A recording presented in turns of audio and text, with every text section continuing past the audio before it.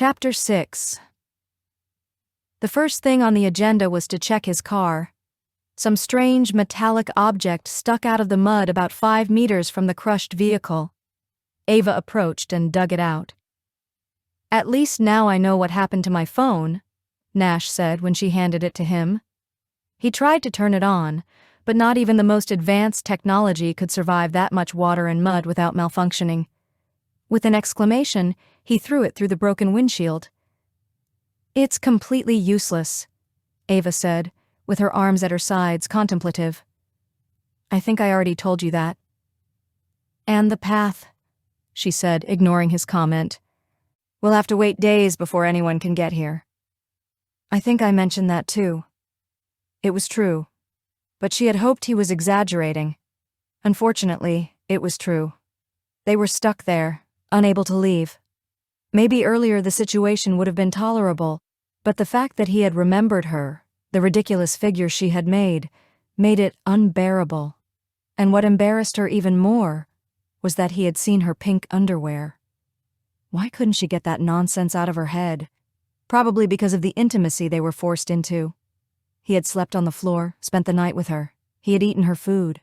She had helped him undress and had touched his bare skin while examining his injuries. My God, it was better not to think about it. And it was better not to remember that kiss in the taxi all those years ago because it made her dizzy and made her heart race as if it had happened just yesterday. He was still Nash Bennett, and she was still Ava Calloway. And they still belonged to two completely different worlds, despite the cosmic phenomenon that had brought them back together in time and space. "Well," she said, determined to hold it together. He'd be out of her life soon, she thought. The path wouldn't be blocked forever. "Is there anything you want to take from here?" "Except the phone," he shook his head. "All my stuff was in the bag or the backpack I was carrying." "Then let's check the state of Owen's boat before we get to work." The wind was from the east and must have shaken it quite a bit. "At your service," he said, following her. She didn't like that he was following her. She had never paid much attention to his looks, at least not in a long time. She worked a lot and dressed appropriately for the situation. But now, it bothered her more than it should that when Nash left, he would only remember her in two ways: as the excited 19-year-old girl, and as the queen of the forest with her legs full of the bruises and her face dirty with mud. And what bothered her most about herself was right there, in front of his nose. If she had to choose, Nash imagined that Ava's delicious back would be the best part of her body, which, sooner or later, would make him fall. Ever since he first saw it, covered by those baggy camouflage pants, he had fantasized about filling his hands with those sweet curves. And not because she didn't have other equally attractive features. Her hair, for example. That braid was still sexy, but he much preferred the way she wore it the night before. A bit damp and curly, soft as silk. And her eyes, blue like the spring sky, and her full lips. He wondered what it would be like to suck and lick the juice of that ripe fruit. It was better he stopped thinking about it, he thought, slowing down his steps a little. It was the trees, the silence, and all that free time to think about Ava. Trees, silence, and time that would get him into serious trouble if he didn't control himself. Just thinking that less than 12 hours ago, he was a happy guy. Well, happy wasn't the word, but content to think that he would have Ava Calloway all to himself, so he could convince her to sign an exclusive contract with Bennett Harrington. Now he had to work hard to remind himself that his goal didn't include seducing her. "Is it much farther?" he grumbled, annoyed at himself for letting his mind wander into territory he had forbidden. "Are you sure we're not lost? How many times are you going to ask the same thing? And how do you know where we're going? There are no streets, no signs. Not even breadcrumbs, Gretel, just rocks and trees and— Oh, a lake," he declared, noticing its existence when they emerged from the densest part of the forest into a clearing that opened up before a large body of water. "Are you happy now?" "Happiness is relative. Am I happy we're not lost?" "Yes." "Am I happy to see that boat against those rocks?" "I think not." "I was afraid something like this would happen," she said with a sigh. The wind must have raised a lot of waves and broken the rope. Thank God it was blowing toward the shore and not out. "You're not going to do what I think you're going to do," he said, seeing her start to take off her boots and socks. "It's just an old aluminum boat." "I have to see how it is," she said, and slid down the narrow dock until she stepped into the water. Owen takes great care of it. Nash was sure he would regret this, but his chauvinistic genes raised their head and demanded that he ask, "Need help?" She turned to him, shielding her eyes from the sun with her hand. "Can you swim?" "Pretty well." She stared at him, smiled, and looked away. "How about I call you if I need you?" That sounded good to him. Now that the sun had come out, it was warm, but it was November, and he figured the water would be pretty cold that time of year, so he watched in amazement as she walked with the water up to her knees along the shore toward the boat about 15 meters away. He thought he had no reason to feel guilty. This was her territory, and she knew exactly what she was doing. The bow seemed wedged into the rocks, but the gentle waves made it crash against the stones with a hollow sound. "How's it looking?" he shouted when Ava reached it and quickly inspected. "A bit dented, but it seems intact. I'll need to empty the water before trying to get it out of here." One thing was watching her go toward the boat, but a very different thing was sitting there while she emptied the water and then pushed the boat. His male pride wouldn't let him sit there doing nothing. With a deep sigh, he pulled himself together, muttering a curse, and freed himself from the backpack. Then he took off his boots and socks, rolled up his pants, and looked at the water. "I'm sure I won't like this," he said, and let out a sharp, "Ow! Ow!" as he stepped into the freezing water. He held his breath and prayed that his feet would lose feeling quickly. How could she stand this? He thought, shivering as he took several stiff steps. With sheer pride, he managed to put one foot in front of the other. If she could do it without complaining, so could he. But the water was freezing. It was like walking on sharp ice cubes. He didn't need to look to know that she was trying to hold back laughter. If it had been the other way around, he would have been laughing at the idiot murmuring curses as he staggered forward. "Are you okay?" she asked when he finally reached her side.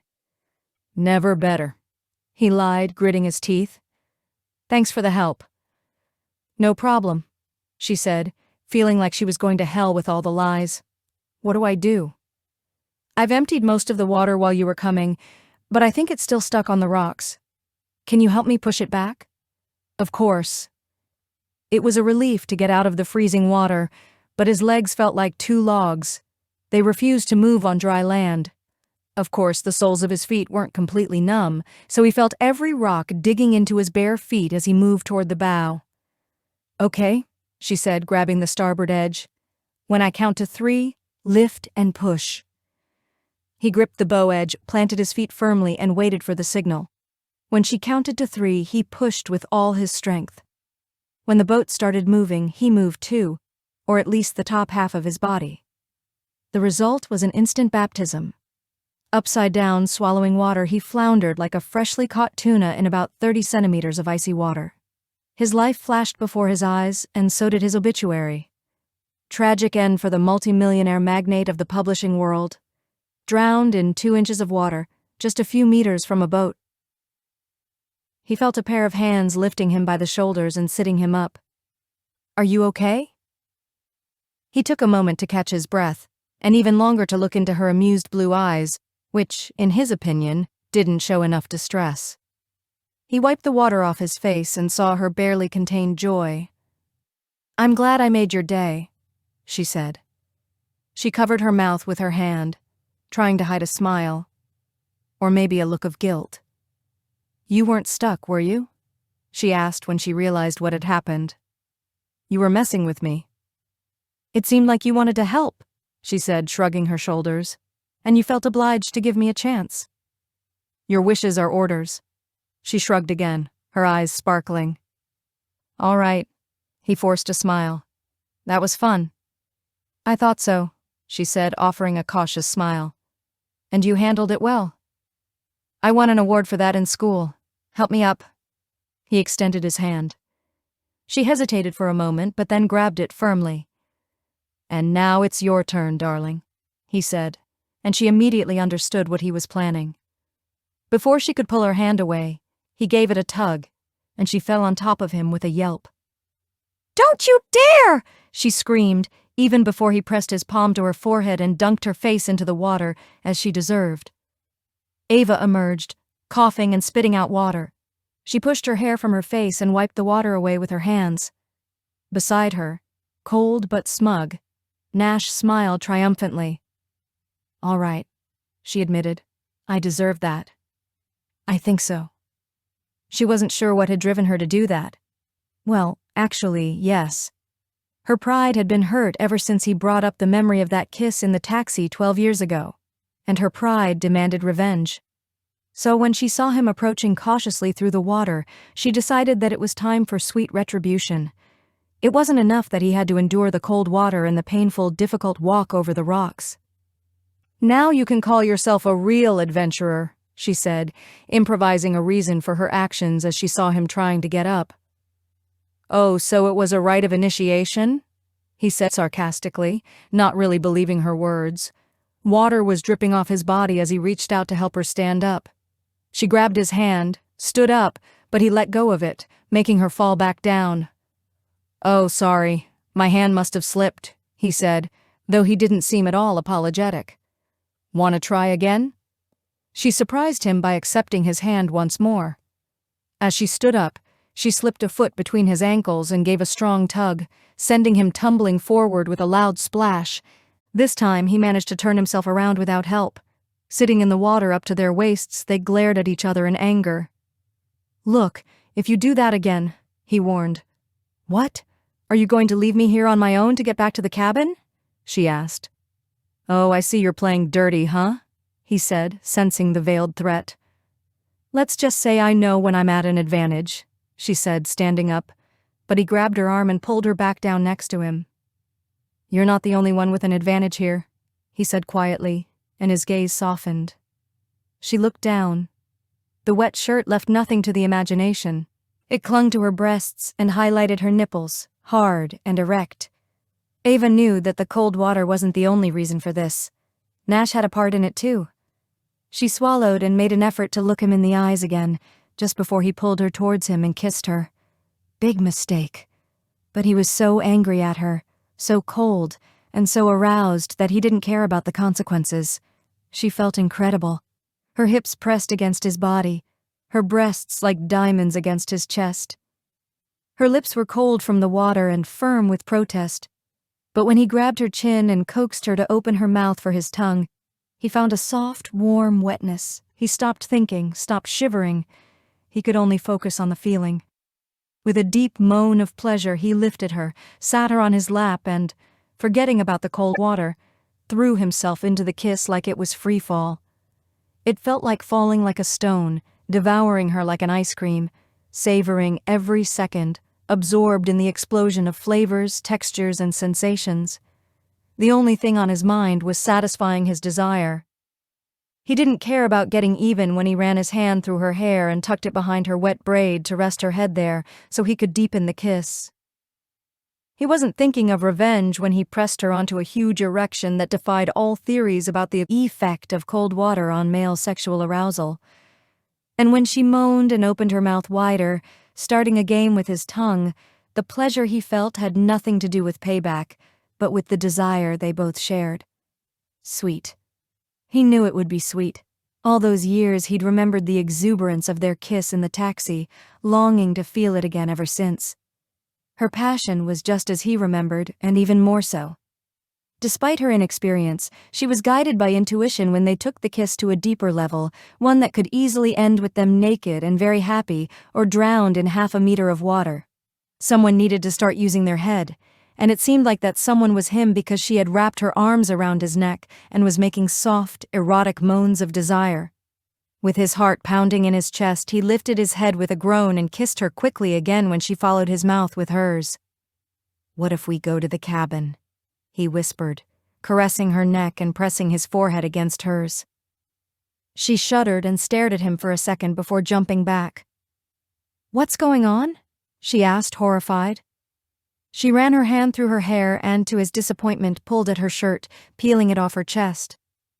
"I think this is what you call kissing," he said, standing up too, so confused by her reaction that he didn't know what to do. Seeing her accusatory expression only increased his irritation. "You were involved too," he shot back. "I'll row the boat to the shore," she said firmly, walking through the water towards the boat that was rocking. Frozen, he watched her climb into the boat, grab the oars and start rowing. "Don't worry about me," he muttered as he watched her paddle away so quickly, leaving a wake behind her. "I'm fine here. I'll walk back, no problem."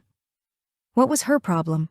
She had participated too, and very enthusiastically.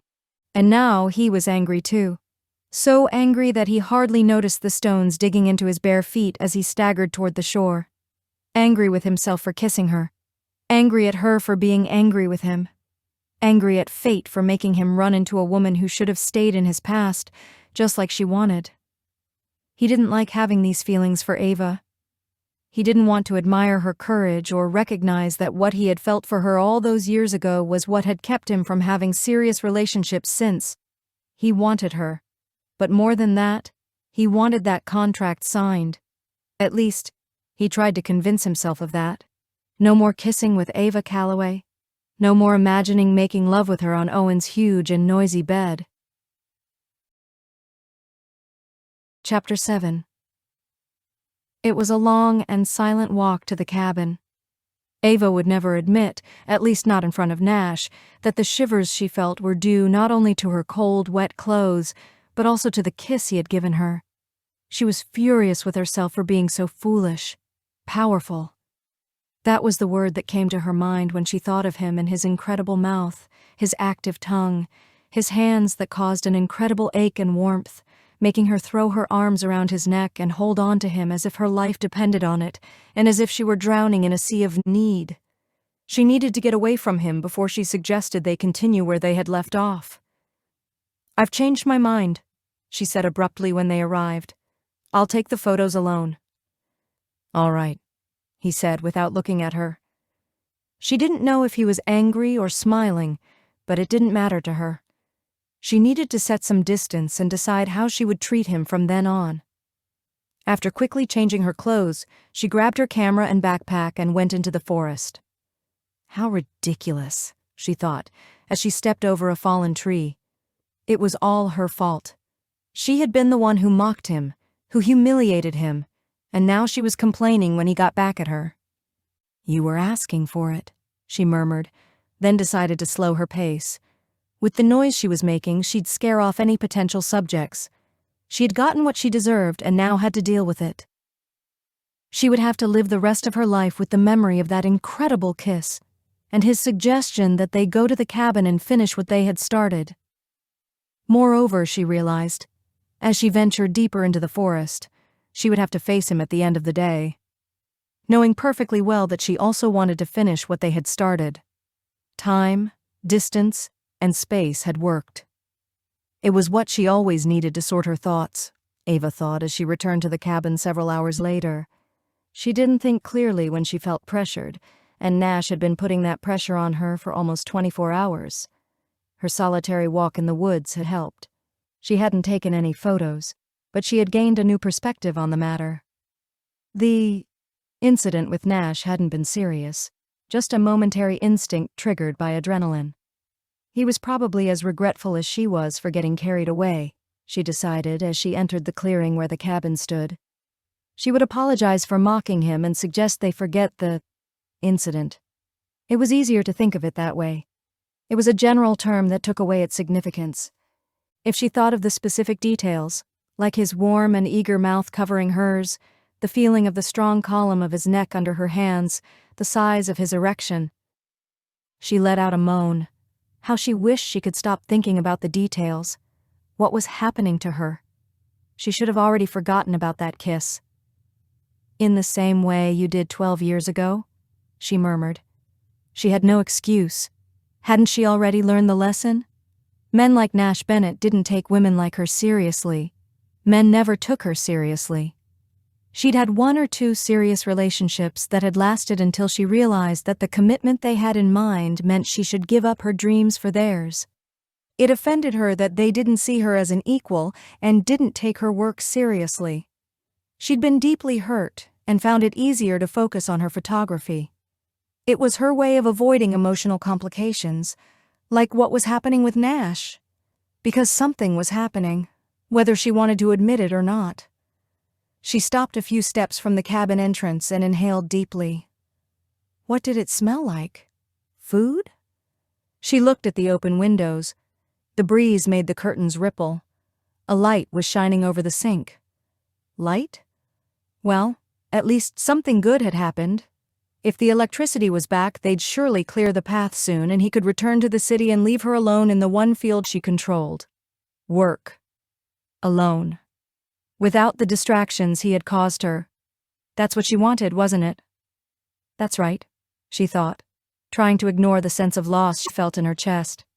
Preparing herself for what would be a confrontation, she stared at the stairs. Then, she took a deep breath and climbed the steps. Nash saw her emerge from the forest like a nymph in combat gear. When he saw she was smiling, he quickly dropped the curtain and tried to ignore the shiver of pleasure he felt upon seeing her. Those thoughts would lead him directly to ruin. He wouldn't fall again. That kiss had been a mistake. She knew it too. And it all ended there. He could only have a professional relationship with Ava Calloway. That's what he had been thinking about all afternoon. Business.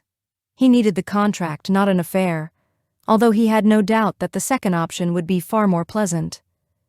So he had tried to keep his hands busy and his mind occupied. And so he had been a very diligent boy, and was more than happy with himself, though he recognized it was foolish to get so puffed up over his small accomplishments.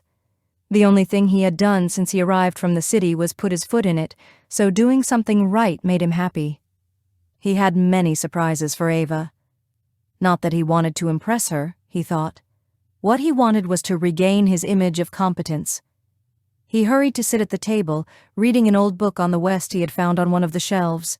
He settled into a chair, crossed his legs, and appeared to be engrossed in reading, although in reality, he hadn't read a single line when the door opened. "You're back," he said cheerfully, looking up, the very picture of calm. Standing by the door, she stared at him seriously for a second, and finally closed the door behind her. She dropped her equipment on the floor. "What's this?" she asked distrustfully, looking at the table. He had set the table for two and even decorated it with a candle and a bunch of wildflowers he had found near the house. "Let's say it's an apology for what happened this morning." He smiled. He could tell from her expression that she was hesitant about whether to believe his words. She'd believe him when she saw his other surprises, so he didn't insist. "When did the light come back?" "Oh, that. I don't think it's back yet." He pretended to show renewed interest in the book and said with little importance, "I found a generator in the annex and got it running." He had been eager to say that all afternoon. To drop it like it was no big deal, as if it hadn't taken him almost 3 hours to get the damn engine working and he hadn't hurt his fingers in the process. "A generator? There's a generator?" "In the annex, behind the firewood," he said, delighted to hear the tone of surprise in her voice. She hadn't moved away from the door, which showed she still didn't feel comfortable. He didn't know how to interpret this change. Nash was in control of the situation and knew something she didn't. "Did you know how to get the generator working?" Not before, but now he did.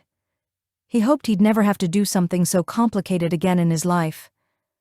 "Of course," he said, giving her a look and a shrug that meant, "After all, I'm the one with the Y chromosome. Why wouldn't I know?" With a skeptical expression, she took off her boots and then placed the backpack on the table. "And what did you do in the annex?"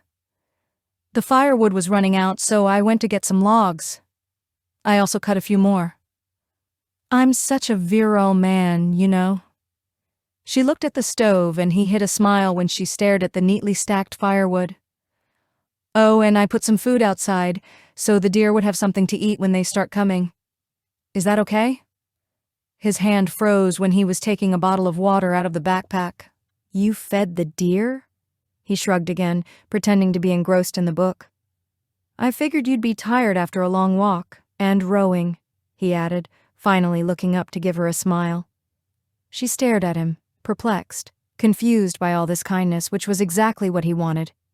For the first time since his arrival, he was in a position of advantage. And now, the final touch. Oh, and I made dinner. The fish had started to thaw before I found the generator. A pike, the package said. I hope it's cooked well. Cooked? She repeated, stunned. With a bit of parsley, butter, and lemon? I also tried some of your spices, all right? Yes, it's perfect. I think I'll take a quick shower. She looked at him, blinked, opened her mouth as if she were about to say something, then thought better of it and went straight to the bathroom, leaving a trail of insect-repellent perfume. Nash wanted to jump for joy, but surely the noise would make her rush back to see what was happening. He liked this. A lot. He liked regaining control, although that was another one of those relative terms. He also liked catching her off guard. He had counted on the element of surprise to achieve it, and so far, it was working perfectly. Now, time to get to work. He would dedicate himself to winning her over. Purely business, of course, and he would bring up the contract again.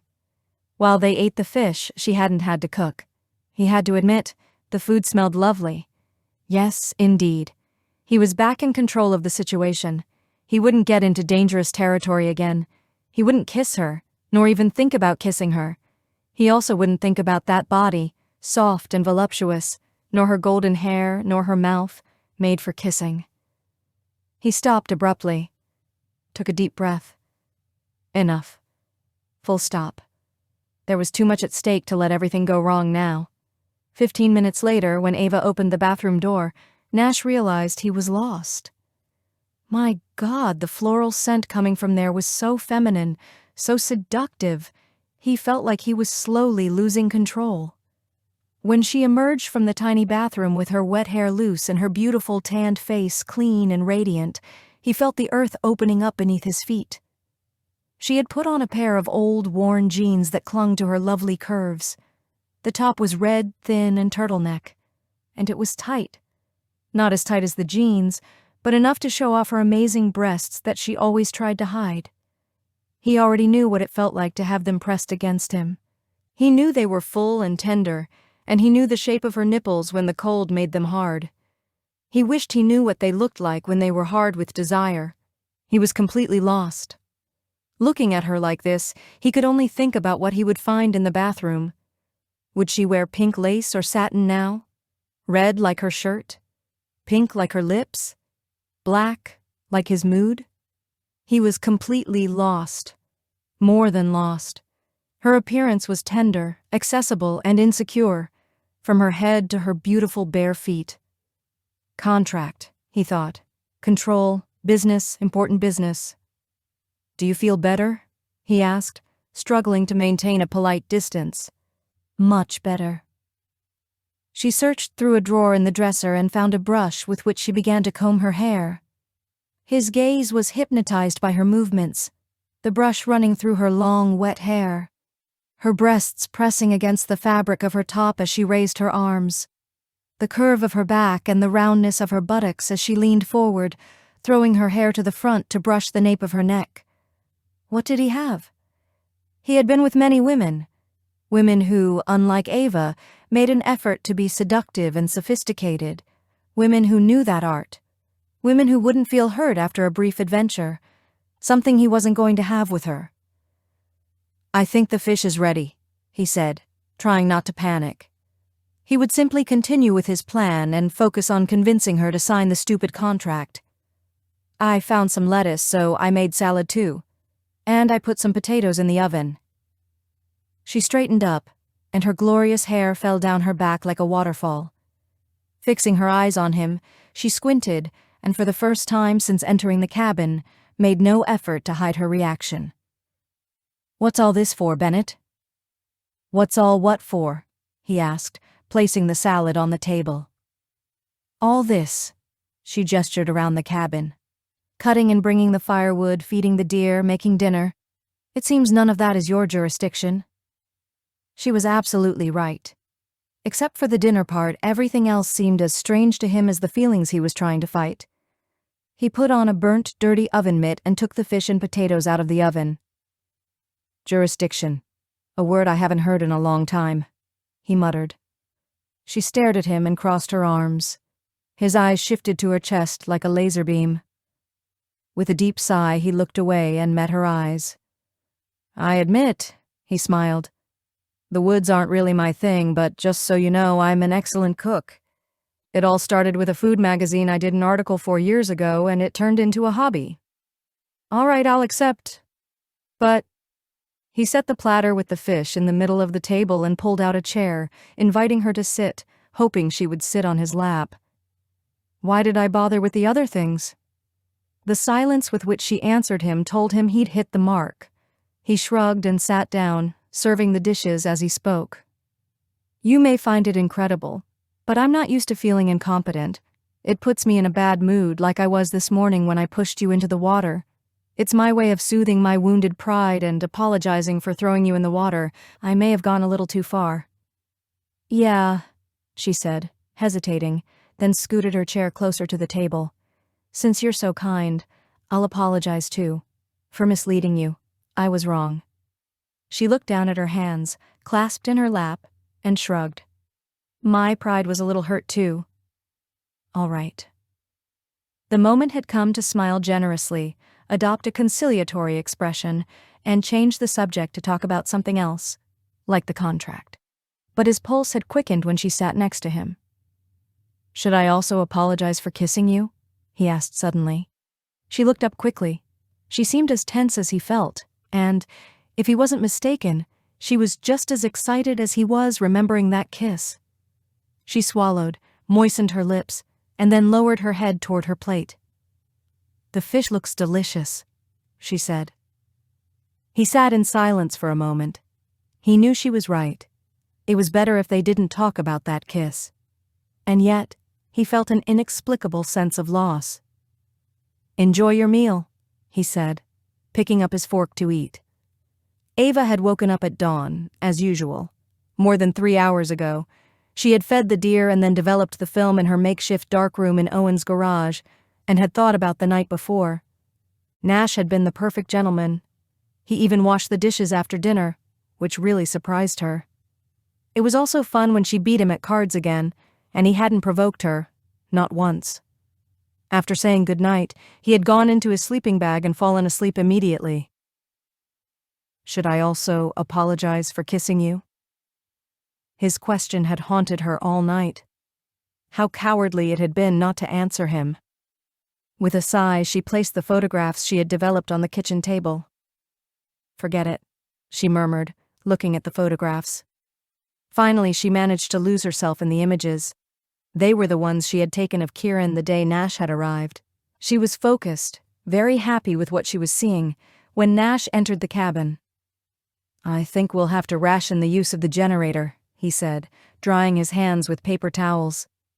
We used 1/3 of the gasoline yesterday and we don't know. His voice trailed off as he stood behind her, and she smelled his scent before feeling the warmth of his body. The soap, shaving foam, and the wonderful smell of the forest he had brought inside. Wonderful, she said. She glanced over her shoulder and saw that he was admiring the photographs. Yes, really. It's wonderful, isn't it? I was referring to the photographs. What you captured here. It's incredible. Kieran is the deer I was photographing the day you arrived.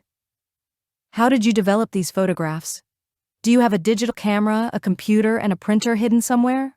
No way. I'm loyal to my Canon F1. I prefer film to digital, and as for developing, I set up a little darkroom in Owen's garage as soon as I arrived. A conservative girl, huh? Generally, she said, as she always had everything under control. Since the previous day, she had felt like when she was near him, she couldn't control anything. He seemed fine, like he'd forgotten what had happened. She had to follow his example. Her mind was ready. The only thing missing was for her heart to obey too. Her heart? Her heart had nothing to do with it. Maybe it still remembered what she had felt years ago, but that was it. What did it mean that a woman could fall in love with a man when she was 19 and still think about him 12 years later? What did it mean that she felt a tightness in her chest when she heard his voice, felt the touch of his hand, saw his smile? This wasn't love, of course not, she thought, fighting a growing panic. It couldn't be love. It couldn't. She wouldn't let it be. She glanced at him as he studied the photographs, feeling herself melt as she saw the sharp lines of his profile, and quickly looked away. The words he spoke next were the catalyst she needed to regain her composure. "These are truly impressive, Ava. Forget the salary I offered. I'll give you double if you agree to sign the contract."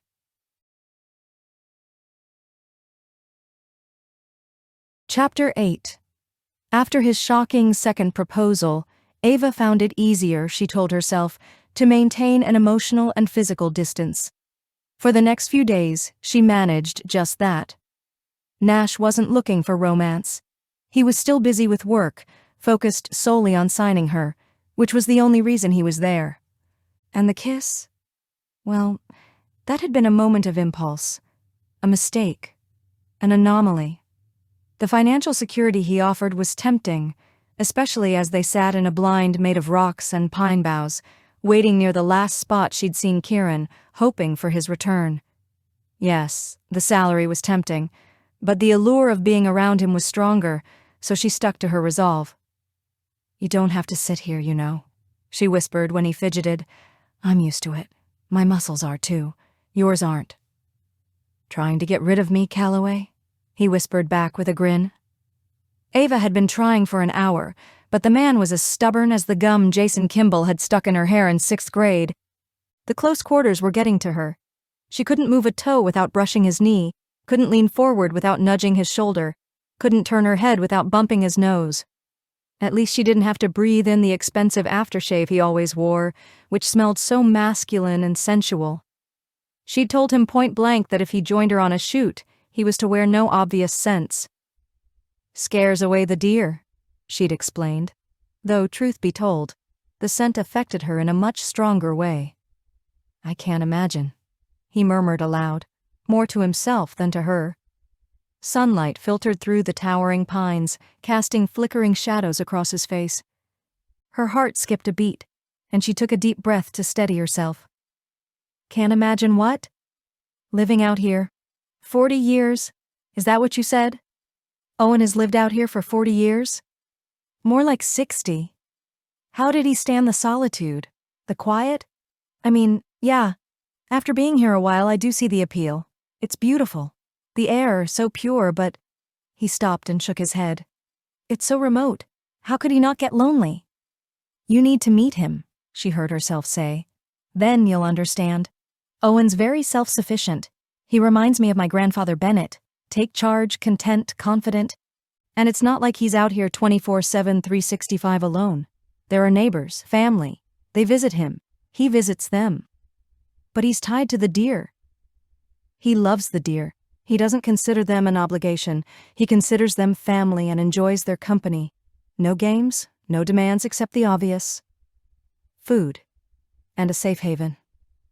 She glanced at the sinking sun. "Kieran's not coming. We should head back to the cabin." As she scrambled for her gear, she realized he'd gotten up and was offering her a hand. It would have been more obvious to ignore it than to take it. "Thanks," she said, letting go quickly, the warmth of his hand lingering on her fingers. "I can carry that," she added when he reached for her heavy backpack. "A deal's a deal." He grinned and slung the pack over his shoulder. "But I'm going to beat you at gin one of these nights before I leave." "Yeah, well, you'd better hurry," she said as she started walking toward the cabin, "because I think they'll have the road cleared in a day or two." And none too soon, she thought as they walked through the woods. Nash Bennett was just too much of a reminder of what her life lacked, too much man for any woman with a healthy libido to ignore, too much for her to resist if he ever decided to turn on the charm, which he wouldn't hesitate to do if he thought it would get her to sign that precious contract. Nash sat on the top step of the cabin, cradling a lukewarm mug of coffee in his hands as he watched the sunset. In November, in northern Montana, the days were short and the nights came quickly, bringing a chill.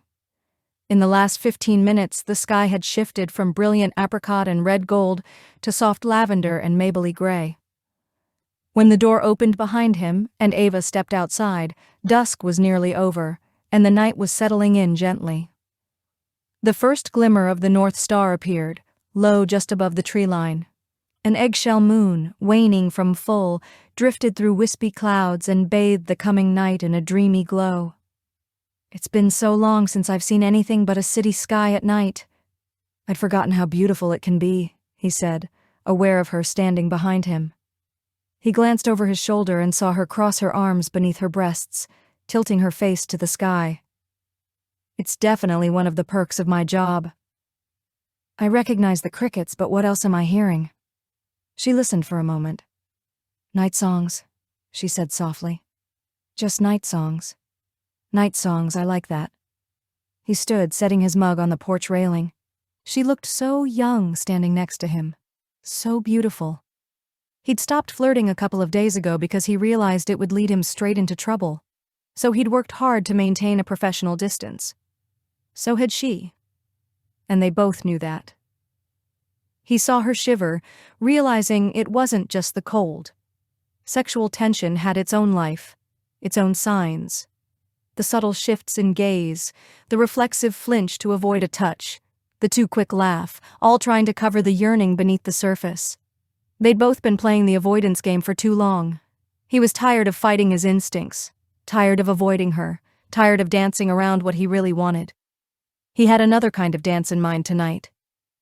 On impulse, he took her hand, ignoring her startled look, and pulled her down the steps with him. Since the night's making such beautiful music, it would be a shame to waste it. When they reached the ground, he turned her to face him. "Dance with me." It was on the tip of her tongue to refuse. He could see it in her eyes.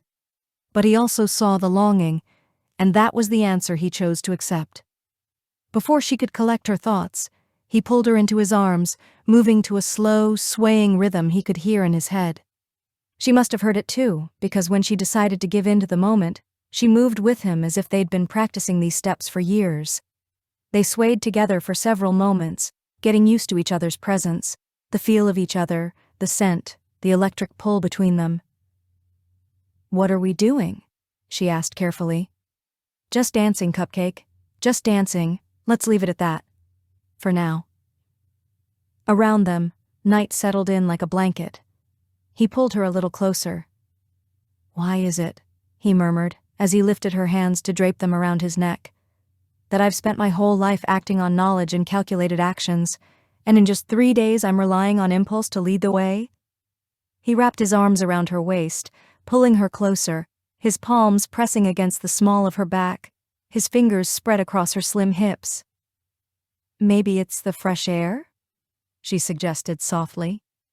He chuckled, resting his cheek against her silky hair. "I suppose that's a possibility." A slim one. It was strange. Since meeting Ava, he felt more spontaneous, more alive than he had in a long time. He wasn't making moves on 6th Avenue where power and money had always been his driving forces, but he felt more vital, more essential than he had in ages. And he seriously doubted it had anything to do with the fresh air. "I think it might have more to do with something else." Oh. He never expected her to be like this. Ava was funny, sharp, and despite her best efforts to hide it, incredibly beautiful both inside and out. He had been trying hard to see her as just a whimsical figure in practical clothes, but it was becoming clear that his feelings for her went beyond mere attraction. He liked her, more than he'd ever anticipated. Not only was she stunning, but her intelligence, sweetness, and sincerity moved him in ways he hadn't expected. Ava had no clue how truly attractive she was. Beyond that, she was an exceptional photographer. Her photos of the deer were captivating, poignant, and displayed an insight into her soul. But there was something deeper that he could no longer ignore. He didn't want to analyze it just yet. He didn't want to overthink it and ruin the moment by complicating things with emotions he hadn't fully processed. Her skin glowed in the moonlight, and he couldn't help but reach for her jaw, lifting her face to his. And just like that, he surrendered to the impulse. "You know I'm going to kiss you, don't you? You know I have to kiss you." His heart raced, his chest pounding when she tilted her head back and met his gaze. Desire smoldered in her eyes, igniting a fire inside him. And just like that, all his control vanished. His common sense drowned in an overwhelming flood of wanting her. Without a second thought, he pulled her into a deep, hungry kiss. "If you don't want this, tell me to stop," he whispered, his voice rough as he kissed her, his hands tracing over her body. "Tell me now." "Stop," she murmured, wrapping her arms around his neck and pulling herself closer. He groaned, his hand weaving through her hair, savoring the feel of its golden silk. With a tug, he loosened her braid, running his fingers through her hair until it flowed freely, slipping through his grasp like water. As she pressed against him, he ran his hands down her back and thighs, lifting her effortlessly, her legs wrapping around his waist. "Do you really want me to stop?" he whispered against her lips, trailing kisses down her throat and jaw. "No," she breathed, the word trembling from her lips as he carried her toward the cabin. They kissed and caressed, heat rising between them, until the door slammed shut behind them. "Are you sure?" he asked, his voice thick with desire. "I'm sure I want you to stop talking." She pulled his head down to her mouth again, her voice hoarse with need. "Just stop talking."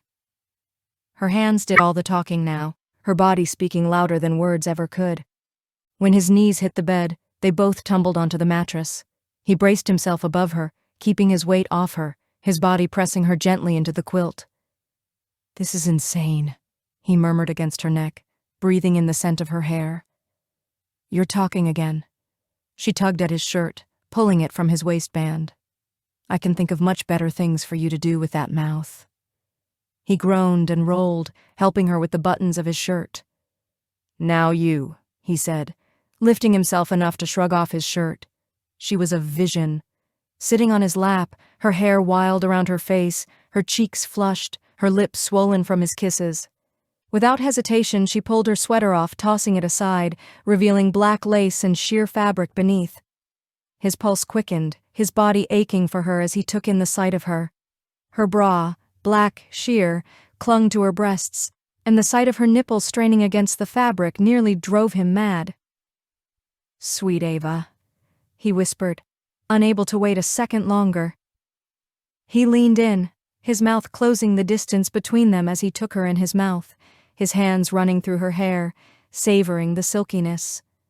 She sighed, a sound of pure need, leaning into him as he pulled her closer, his hands finding their way to the back of her thighs, lifting her as he kissed her. She didn't hesitate, moving in rhythm with him, her body offering him everything. He couldn't wait anymore. He pulled away only long enough to remove her bra, tossing it aside, wanting nothing but to feel her against him, bare and perfect. The urgency between them escalated, and without thinking he shifted, laying her back on the bed as he kneeled above her, taking in the sight of her body laid out beneath him. Her hands reached for him, undoing his belt, and he groaned in response. When had she become this temptress? When had she turned into someone who could make him lose his mind with a single touch? He didn't know, and frankly he didn't care. All he knew was that he was lost in her, consumed by the desire that burned hotter with every moment. Her fingers found his zipper, and with a groan, he stilled her.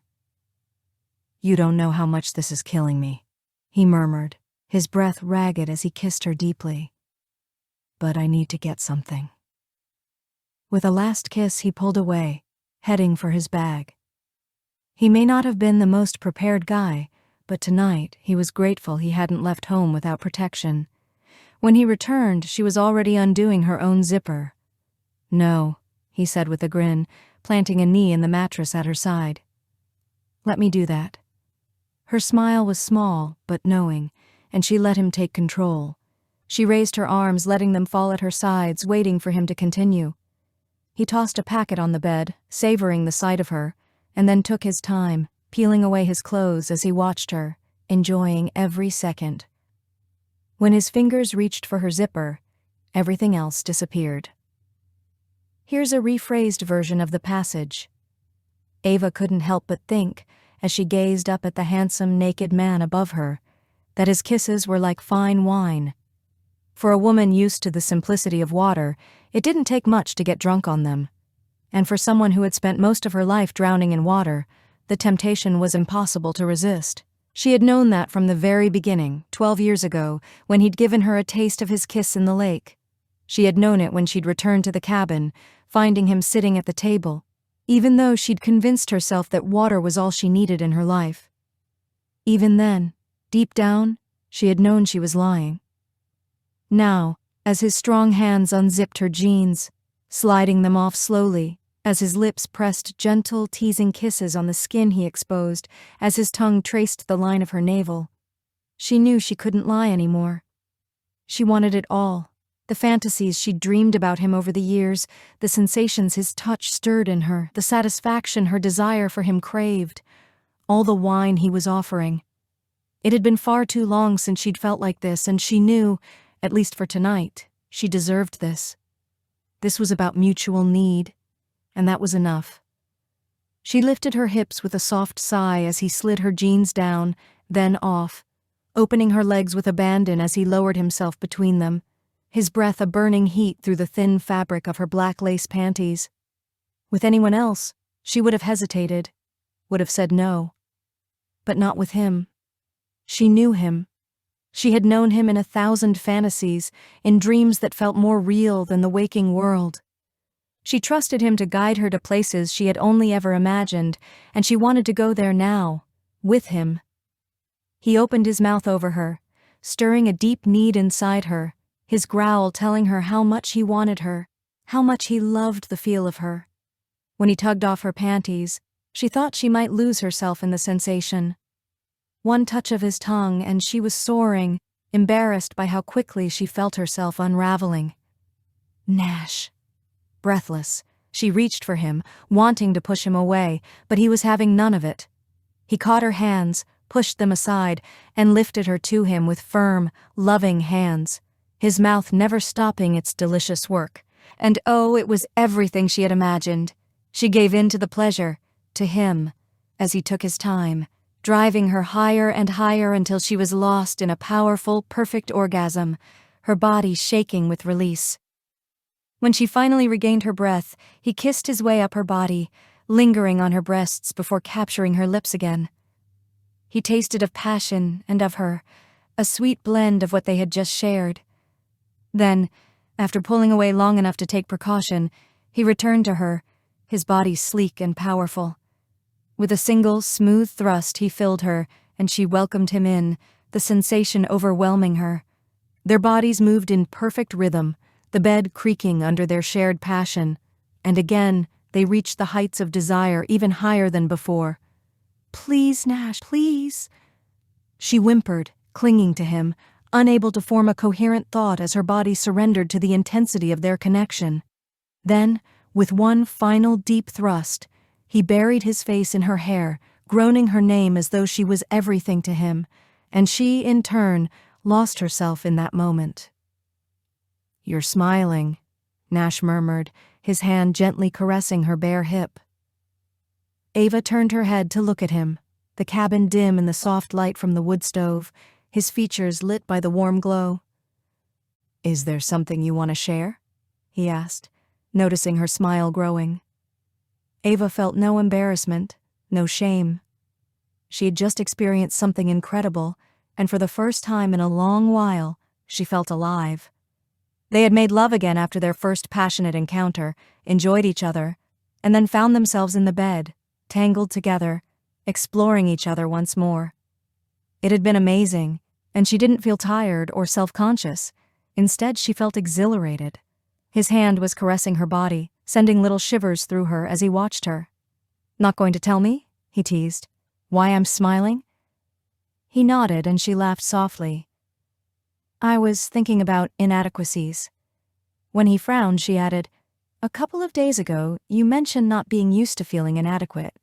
Well, I was just thinking about how incredibly adequate you are." He pinched her hip playfully, and she squealed. Okay. More than adequate," she laughed, leaning closer. The springs of the bed groaned as he lay back, arms stretched above his head in mock exhaustion. Now that's a ringing endorsement. Ava grinned, cupping his jaw gently. Superbly adequate. Excellently adequate. Stupendously adequate. Yeah, well, I am a guy, he smirked. And what we just did kind of highlights the whole, this is why a girl needs a guy thing. There are many reasons. Ava smiled, feeling content with the moment. I'm satisfied with this one. He chuckled. I figured as much, especially when you screamed. She blushed, her cheeks heating with the memory. He caught her chin, lifting her gaze to meet his. It was beautiful. You were beautiful. You are beautiful. He nestled her beneath his shoulder, resting his chin on top of her head as they drifted into a peaceful quiet, the world outside fading away. She almost fell asleep in his arms when he spoke again, his voice soft as his fingers wove through her hair. Have you thought about that night? The Christmas party? He asked, his tone nostalgic. Ava blinked, pulling herself from the blissful haze. She hadn't thought about anything other than this moment since he'd swept her into his arms, but now his question brought memories flooding back. Tomorrow, she would face the truth. Tonight was a once-in-a-lifetime experience. They had no future. He was from Boston. She moved wherever her work took her. They were worlds apart. I've thought about it, he said, his voice turning husky as he spoke. I remember so many things about that night. It was cold. Too cold to snow, but the frost drifted down like your sparkling eyes. You've always had such beautiful eyes, Ava. Ava blinked in surprise. I do? He kissed her temple. You've always had them, and I've thought about the way you looked at me that night, the way you felt in my arms. How special you were, the taste of you. And I've been wanting to taste you again for 12 years. She smiled softly, teasing. But you didn't even recognize me when you first saw me.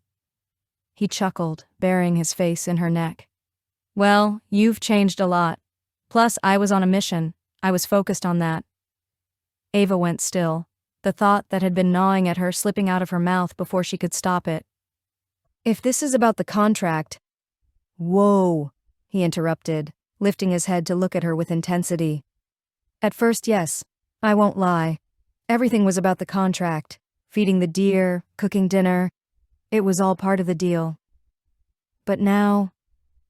His gaze softened and he kissed her slowly, thoroughly, before continuing. Now it's about you and me.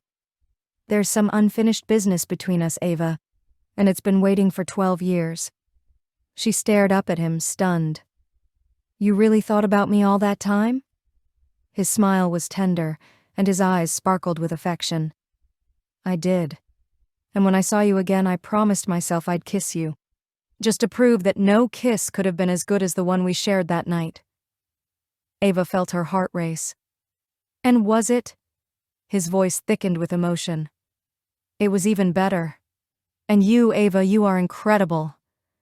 She looked into his eyes, seeing the same passion and longing reflected back at her.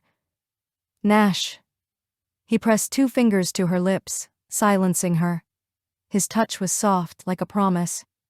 He turned his face into her palm. We're not done yet. You know that, right? Ava nodded, her body tingling in anticipation, and let herself sink into the sweet, intense pleasure of his touch as he drew her into his embrace once more.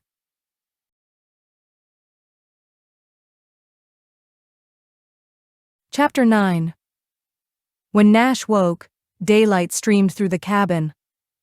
Morning, he assumed, or close enough. Last night was a blur of silky skin, surrendering sighs, and shared heat. And now, it was the morning after.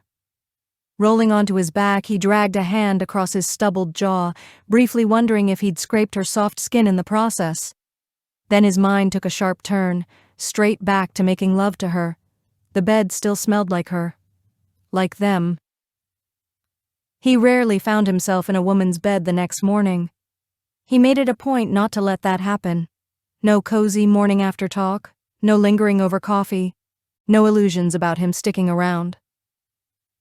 And yet, here he was. Dismissing the unsettling thought, he sat up, feet hitting the floor, just as the scent of fresh coffee reached him. Bless her. He stretched, stood, and reached for his boxers on the floor, pulling them on. The cabin was quiet. No sign of Ava. As he poured himself a cup and took that first jolt of caffeine, he wondered what her absence meant. Had she made herself scarce because she was just as skittish about mornings after as he was? He leaned a hip against the counter, staring at the closed cabin door. If she was skittish, it wasn't because she had a habit of avoiding this sort of situation, it was because she was new to it. Sweet Ava, with her soft curves and those little sighs that had nearly undone him. She'd been uninhibited, completely responsive, but not polished, not practiced. There had been too much wonder in her reactions, too much genuine emotion. His gut twisted. On one hand, it pleased the hell out of him that he'd been the first man to introduce her to some of the pleasures they'd shared. On the other, it made him feel like a goddamn opportunist. His instincts about her had been right from the start. Ava was a forever kind of woman, and he was not a forever kind of man. He scraped a hand through his hair. "And why the hell didn't you think of that last night before you led with your libido?" he muttered. Hell, what had he done? With or without the contract, she'd go her way and he'd go his. That was the plan. That had always been the plan. But would it hurt her? The thought hit him square in the chest. Hurting her was the last thing he'd ever wanted to do. Double hell. He stepped into the shower, letting the scalding water hit his back, but it did nothing to wash away the unease coiling inside him. Commitment wasn't in his DNA. His grandfather had stayed married for 50 years but had a revolving door of mistresses. His father had been no better, cycling through wives like fashion trends. His mother? Whether out of competition or pure restlessness, she'd racked up her own collection of ex-husbands. The Bennett men weren't wired for forever, and Nash had never, not once, considered a woman as a life partner. The sound of the cabin door opening and closing snapped him from his thoughts. He wiped the steam from the mirror, staring at his own reflection with a glare. Where he'd felt content just moments ago, now there was only disgust. "Had to seduce her, didn't you, Ace?" he muttered. "Just had to do it." Dragging in a deep breath, he wrapped a towel around his waist and reached for his razor. She'd be wondering if he'd hurt her, wondering what he'd say, wondering how he felt. And that was the problem.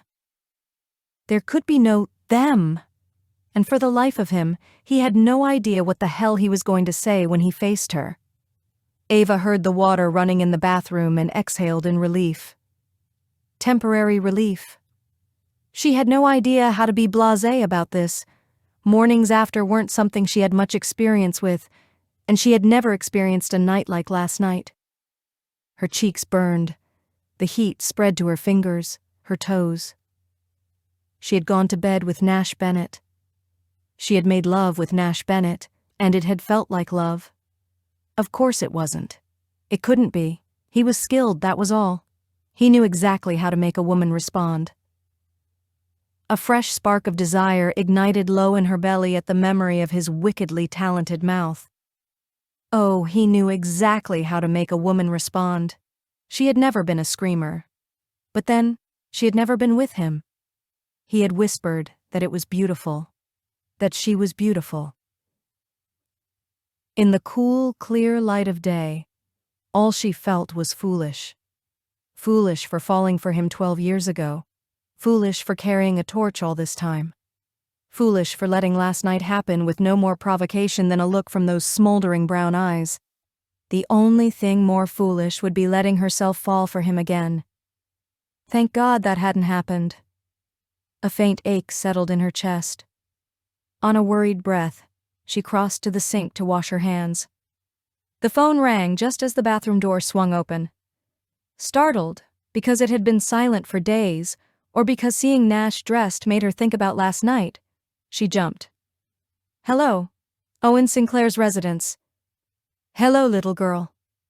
Owen's gruff voice, sounding stronger than the last time she'd heard it, rumbled across the line like a distant freight train.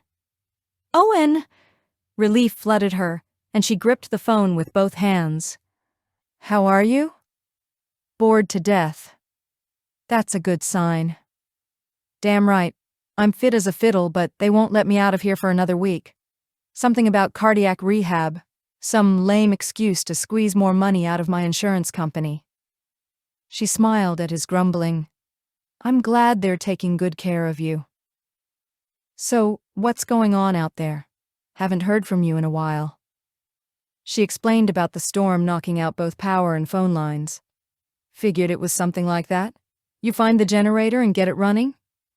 She glanced at Nash, who was pouring himself coffee. Yes, it's working fine. Hopefully I won't need it much longer. Now that the phone's back, the lights should follow soon. Owen, as expected, wanted to talk about his deer. They were his biggest concern. When the conversation wound down, she promised to visit as soon as the roads were clear and hung up. Good news? Nash asked, steam curling from his mug. He sounded good. Stronger, at least. It was easier to talk about Owen than about last night. They'll release him next week if he keeps improving. Nash nodded. At his age, there's always the chance of another attack. Or that he won't recover enough to live out here alone. The thought had been gnawing at her, too. I guess we'll cross that bridge when we come to it. Has he thought about a long-term plan for the deer? She sighed. That was another concern weighing on her. I doubt it, and it is a problem. The deer rely on him for food and always will as long as they stay in these woods. Deer pass knowledge from generation to generation. Nash frowned. You mean, they remember? Exactly. The deer that started eating here 40 years ago passed that memory to their offspring, and they passed it to their offspring. The cycle won't break. His brows lifted. So someone will always have to feed them? Unfortunately, yes. Nash's voice was gentle but firm. So if Owen can't come back, or when he hesitated, then pushed forward, when he dies, I know it's hard to think about, he added quickly, noticing her grimace. But he is 80. The deer will be on their own.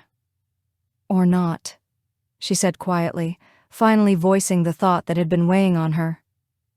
The shock on his face told her he understood. You're not serious. You're thinking of taking his place? She shrugged. Until I can figure out another option. His scowl deepened, but she pressed on. I've gotten to know them too, Nash. I can't just leave them to fend for themselves, and I definitely can't turn them loose on the locals. If they don't find food here, they'll look for it elsewhere. Do property damage, approach people without fear. That won't end well. He ran a hand through his hair, clearly frustrated. What about the local government? There's got to be a Department of Natural Resources or something that can step in. She shook her head. Not unless they find a wounded or sick deer. Otherwise, they'll just let nature take its course. And in this case, that means some of them will starve. The others will get shot, by hunters or by people protecting their land. He still didn't get it. She could see it in his eyes. He didn't understand how anyone could live this life or life. And now, she imagined, he was probably wondering what had ever possessed him to make love to her last night. Fine. Better to say it first. She took a breath, steadying herself. About last night. His shoulders tensed. It was special, she said carefully. I loved it. A muscle in his jaw twitched. But let's not complicate it with regrets or guilt or second thoughts, okay? Nash didn't know whether to hug her, shake her, or walk out the damn door. She had just handed him the exact speech he had given dozens of women, the same carefully crafted lines he had perfected to an art form and blown him off. And he hated it. Not from her. Talk about the ultimate irony. So the question was why? Why did it bother him? Why didn't he just thank her for understanding and count his lucky stars that she had saved him from a difficult conversation? Because you're in love with her, Ace. The truth hit him like a jet breaking the sound barrier. He was in love with her, for the first time in his life. The realization was so huge, so impossible he didn't know what the hell to do with it.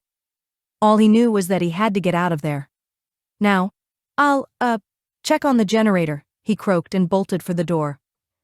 He barely made it to the shed before he had to lean against the wall, lungs burning, heart hammering. "This is a fine kettle of fish you've gotten me into, Ollie," he muttered, dragging a hand over his face. He had gone and fallen in love with her. Talk about a kick in the pants! Now what the hell was he supposed to do? Nash had barely begun to process his own swirling thoughts when Ava's scream tore through the air. "Nash!" Panic. Raw, unmistakable panic. He bolted from the shed at a full sprint, then skidded to a stop. Ava stood frozen, face to face with the biggest damn deer he had ever seen. "It's Kieran," she choked out, her voice breaking. Nash was at her side in an instant. He shoved her behind him, instinct overriding every rational thought. The deer staggered, moving with the clumsy, disoriented lurch of something wounded and in pain. It crashed into a boulder, swiped blindly at a food pan, then reared onto its front legs. With a single unsteady swing, knock a bird feeder crashing to the ground. Nash gripped the hammer he'd grabbed in his rush outside. Not much of a weapon, but if the deer lunged, he'd get in a few good hits, enough to give Ava a chance to run. "No!" Ava caught his wrist, stopping him. "Don't! He's hurt, look!" Nash registered the blood just as she did. It was bad. The thick black fur around Kieran's shoulder was matted, darkened with fresh, oozing blood. The deer groaned low, dropped to all fours, then stumbled a few steps before his massive antlers sagged. "Go," Nash ordered, eyes locked on the deer. "Get Owen's gun. Off the rack by the door. Find some shells." "You can't shoot him." Ava's grip on his sleeve was desperate, her tear-streaked face pleading. "I don't want to," he said, voice tight. "But I won't let him hurt you. Now go, go." She flinched, but ran. Nash backed away slowly as the deer loosed a guttural, weary growl that curled into a roar. Frustration, pain, rage all wrapped into one. Then, with a rattling exhale, Kieran crumpled. The cabin door banged open behind him, a sharp gasp. Nash didn't turn. He could feel Ava there, watching.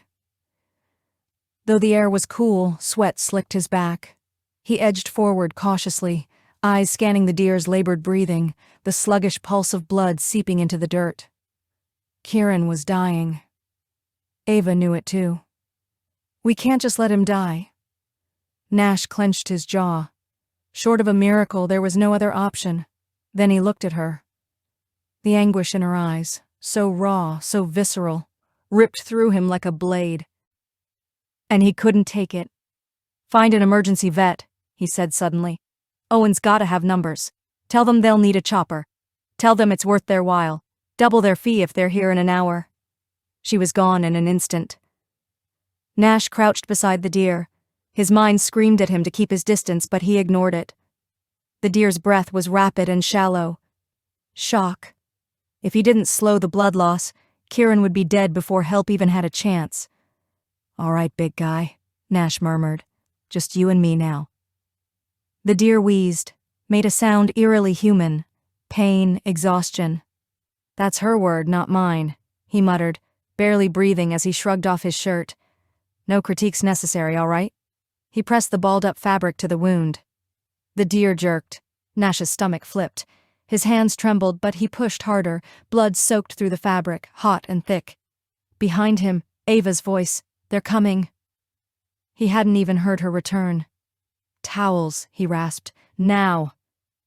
She was gone and back before he could register the absence. When she pressed a towel into his hand, he lifted the blood-soaked shirt, heart hammering. The bleeding had slowed, barely. Nash swallowed hard. "That's good, right?" Ava whispered, as if afraid to hope. "Yeah," he murmured, shifting his weight to press harder. God, he hoped to hell he was right. "Did they say how long?" 30 minutes, Ava said, breathless. "After I tripled their fee, I'll cover the difference." Nash almost smiled at that. Almost. But as his gaze dropped to Kieran motionless except for the faintest rise and fall of his chest, his stomach twisted. "Let's hope they make it in time," he muttered, pressing harder on the wound until his arms ached. "I can take over," she offered. He shook his head, swiping his forehead against his arm. Stay back. If he comes around, I don't want you anywhere near him. Besides, no point in both of us getting covered in blood. He glanced at her. Make a landing marker. Sheets, towels, anything. Make sure they know exactly where to set down.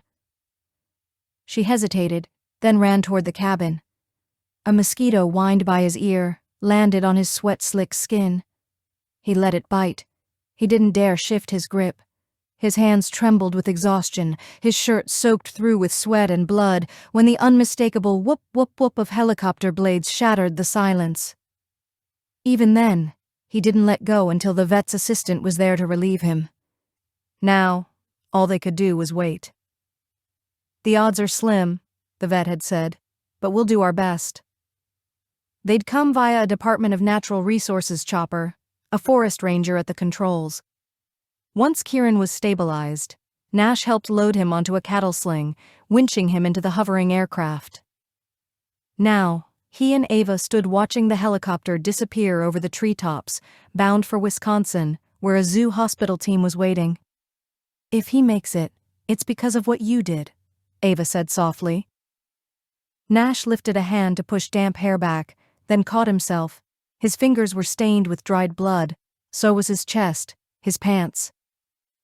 If he makes it, he said, flexing his stiff fingers, it's because he's a tough son of a bitch. That's not what the vet said. Ava still couldn't quite believe it. Nash had risked his own life. A wounded deer could be unpredictable, could turn deadly in an instant. And she had frozen.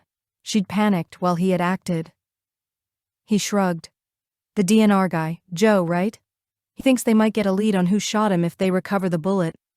I hope they nail him to the wall. That makes two of us. She exhaled. You've started to care about them, haven't you? He was silent for a long moment. Then quietly, I've started to care about you. The words sent her pulse skittering. She met his eyes, felt something tighten in her chest. I need a shower, he said. She nodded, watching him go. I've started to care about you. Her hands trembled slightly as she moved to the stove, lighting the front burner. The kettle whistled just as the phone rang, and she snatched it up, heart still unsteady. Hello, Owen Sinclair's residence. A woman's voice, warm, familiar. Oh, hello, dear. I'm so glad someone finally answered. I've been trying to reach Nash Bennett. He's here, but he's in the shower. Would you like to leave a message? Oh, he knows how to reach me, the woman said with a chuckle. But I've been trying for days, so I think I'll just hold. You wouldn't be Miss Griffin by any chance? I am? Well, hello, dear. So nice to finally talk to you. I'm Mabel Kincaid, Nash's secretary. And godmother, Ava thought, smiling at the unmistakable warmth in Mabel's voice. Nash has mentioned you. Mabel laughed. Oh, I'll bet he has. How's our boy? Grumping and grousing, or has he taken my advice and relaxed a bit?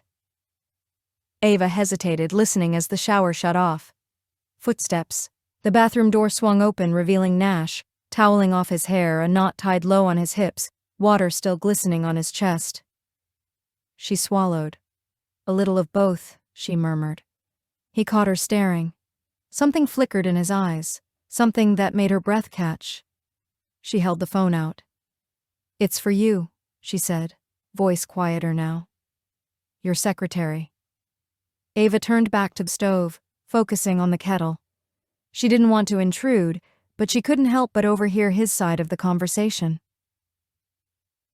A small smile tugged at her lips as she listened to the affection in his voice when he asked after Mabel's health. It was a warmth so genuine that it almost made her ache. But then, as he shifted to discussing various projects, unfinished business, things left hanging while he'd been out here trying to sign her to a contract, his tone sobered and the weight of his words grew more evident. The longer he spoke, the more her illusions cracked. He wasn't just some man passing through her life. He was Nash Bennett, the CEO of a major publishing corporation, a mover and a shaker with a life she could never be part of. His world was cosmopolitan, full of deadlines, meetings, and polished boardrooms. And she? She was a wildlife photographer who hated the burn of concrete beneath her feet, who needed wide open spaces to breathe, to think. She didn't belong in his world, and he certainly didn't belong in hers. A heavy weight settled on her shoulders, an unshakable truth crashing over her. She'd known from the beginning that they were from different worlds, worlds with different needs, different wants. But she'd let herself dream. Because that's all this was, a dream. And in the real world, love didn't conquer all. With a quick glance toward the cabin, she slipped out the door. He was deep in conversation about editorial staff changes, timetables, and deadlines. The cool air hit her skin, but it couldn't chill the heat spreading in her chest. She walked toward the trees, forcing her steps to stay steady, the sting of tears behind her eyes threatening to break free. She wouldn't let them. Not now. Not when reality had already come crashing down. Chapter 10. Nash found Ava in the shed, busy topping off the food pans. "So, you got to talk with Mabel?" he asked. "Yeah, she was really nice," she replied, forcing a smile as she tore open a feed sack and began scooping it out.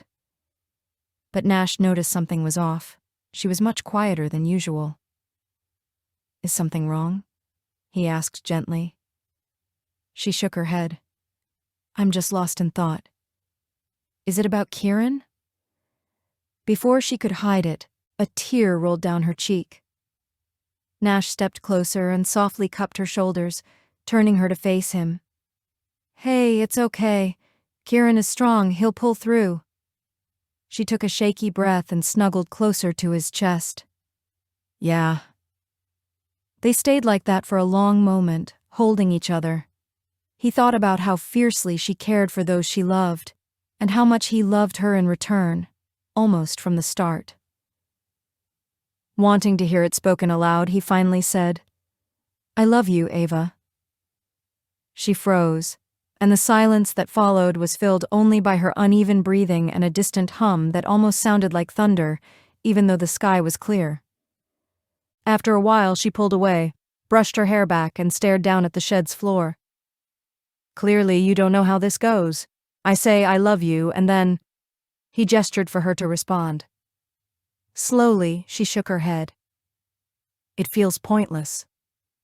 "Pointless?" he asked, a wave of anxiety rising in him. "I say I love you, and you just brush it off like it means nothing?" "Do you want me to say it back?"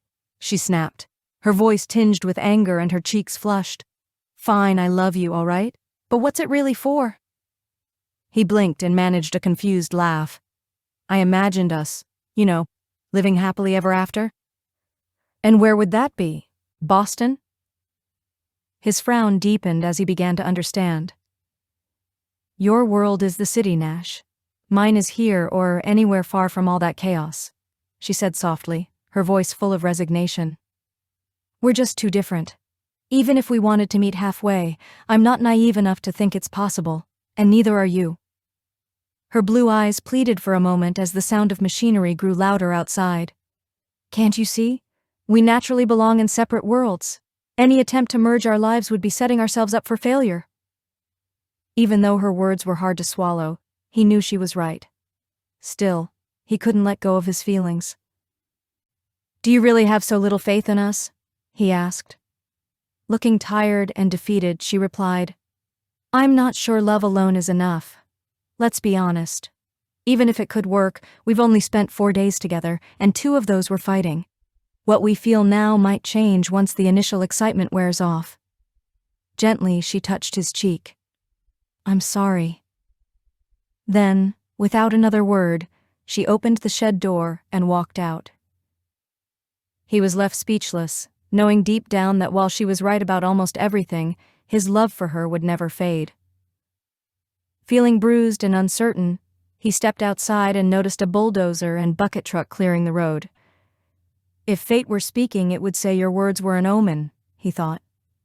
"You have pressing matters back in Boston," she said flatly, her voice devoid of emotion.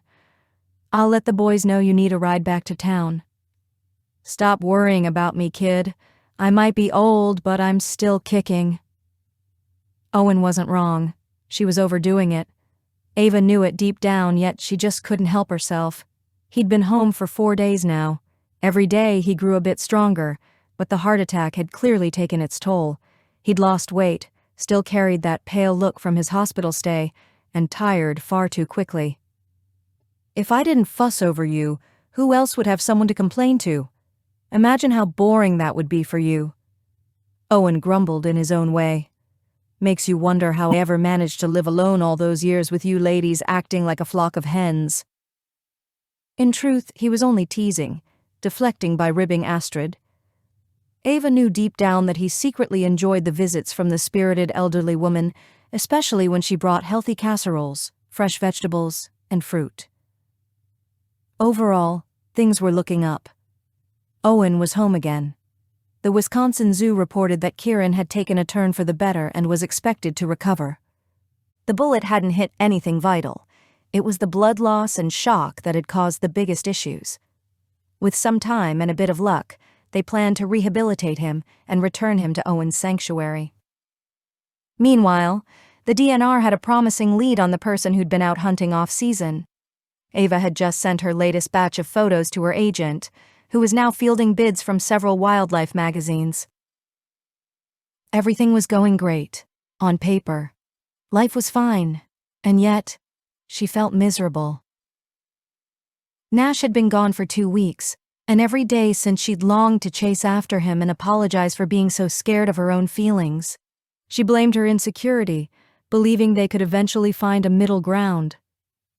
After Owen recounted what Nash had done, she was convinced there had to be a way to fix things. "Didn't know him from Adam when he first showed up at the hospital," Owen had said as she sat, stunned by the story. "He explained he'd been at the cabin with you, and then he made me an offer I just couldn't refuse."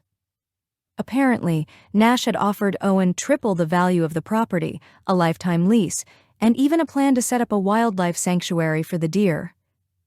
Ava had thought, "No kidding. Look at that face. If it gets any longer, someone's going to pave it over and turn it into a road," Owen joked, snapping her back to the present. "Now go get him, girl." Staring at the kindly, bear-like man, she realized she'd underestimated his intuition. She hadn't mentioned a word about Nash or their relationship. Clearly, she hadn't hidden her feelings very well either. "Go get him," he repeated. "I'll call Astrid over. She and I can handle the chores.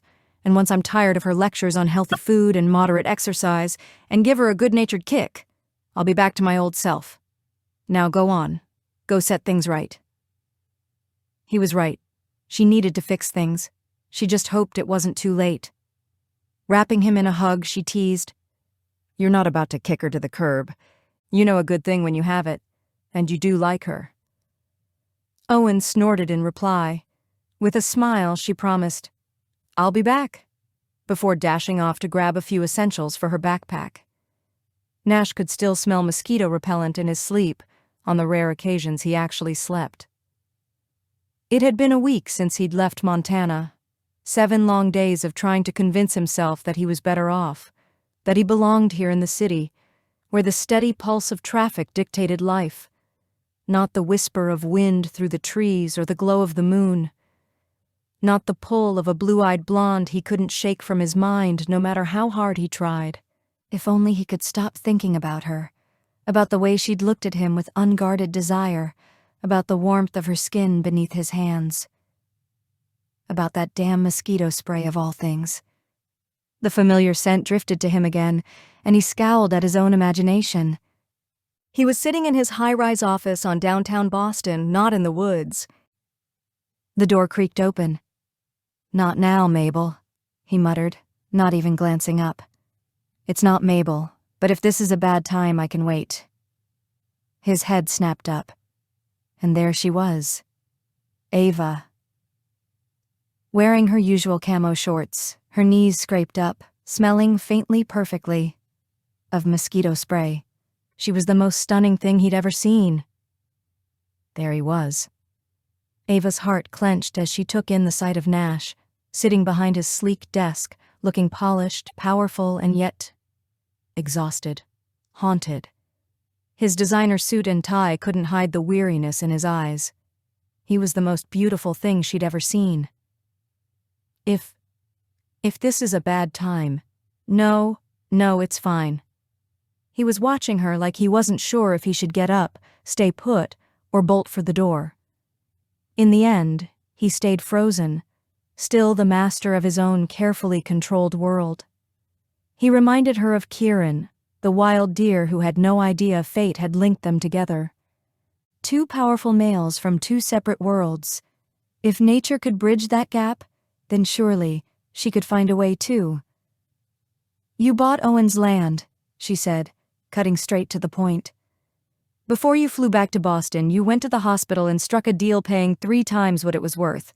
You made sure Owen could stay as long as he wanted, then started the process of turning the land into a protected wildlife refuge. You even set up a fund to keep it running indefinitely." Nash blinked. "And? Why?" she asked softly. "Why would you do that?" He leaned back, shrugging like it was nothing. "Figured it might turn a profit one day."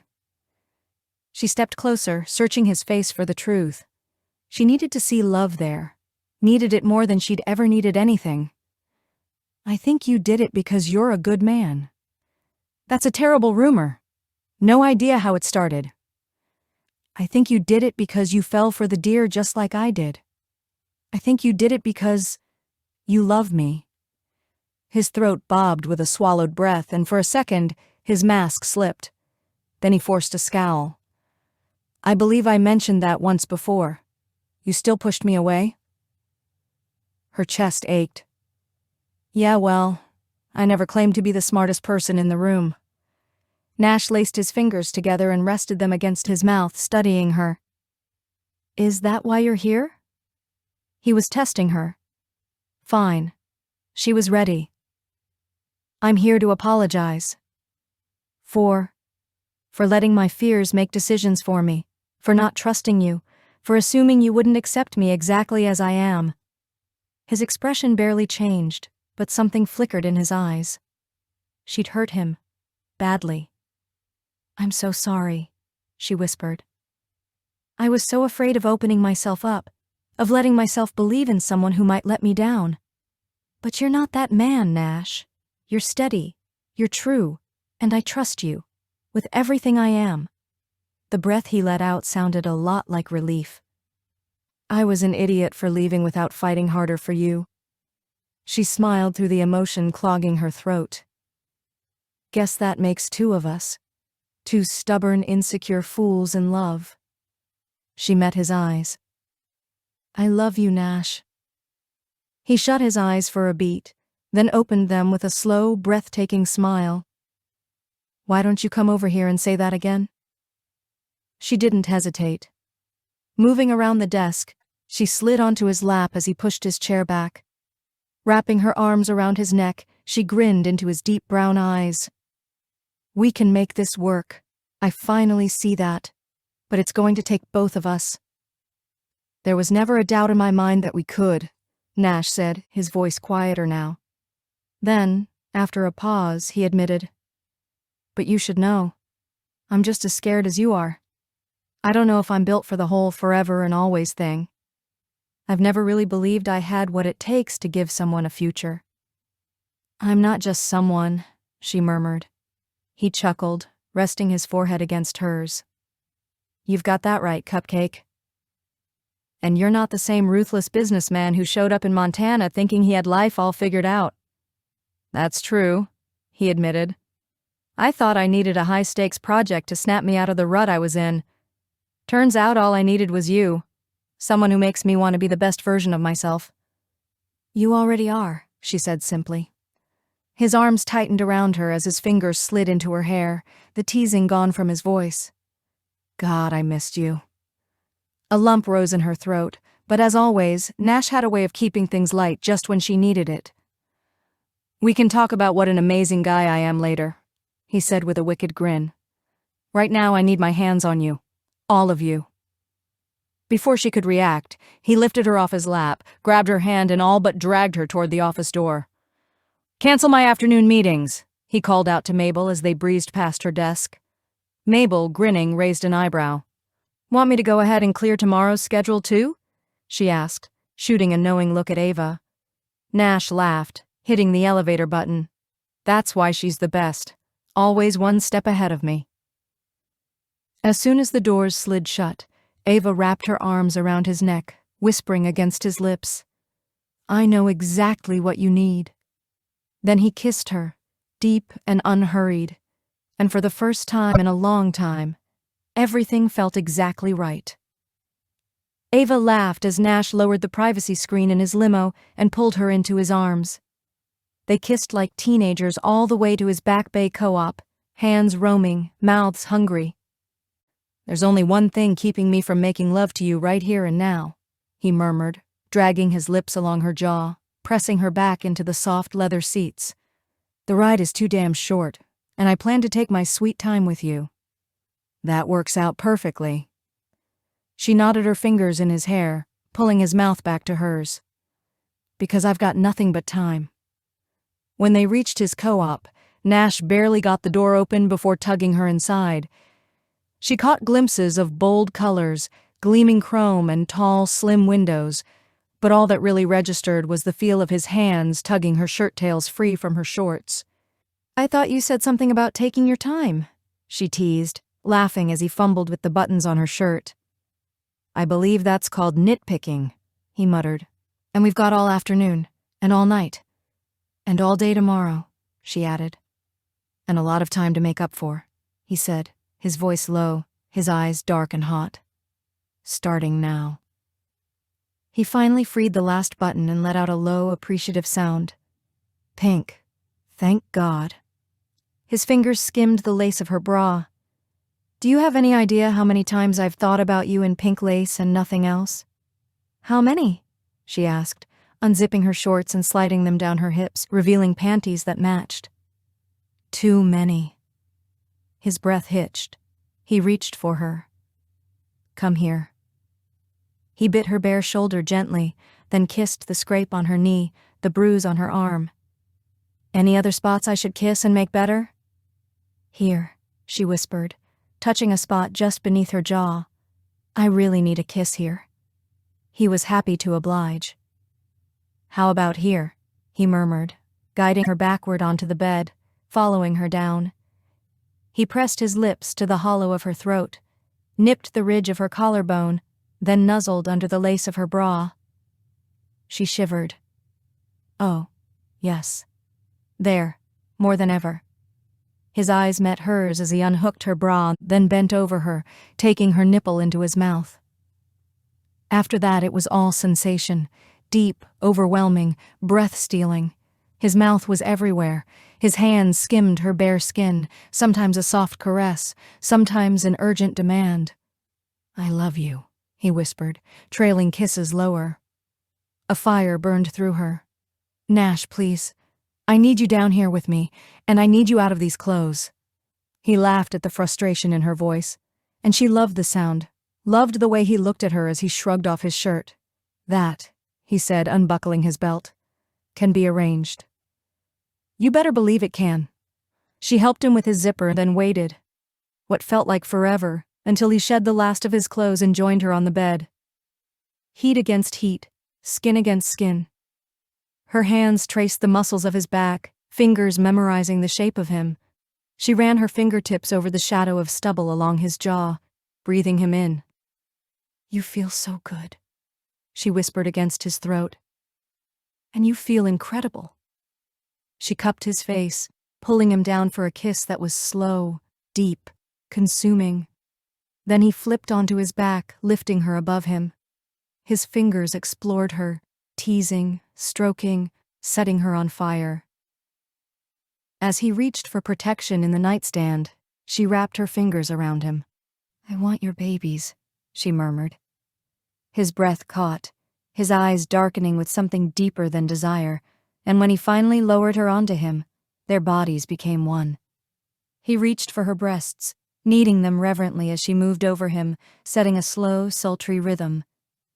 And with every movement, every breath, she whispered the words she could no longer keep inside.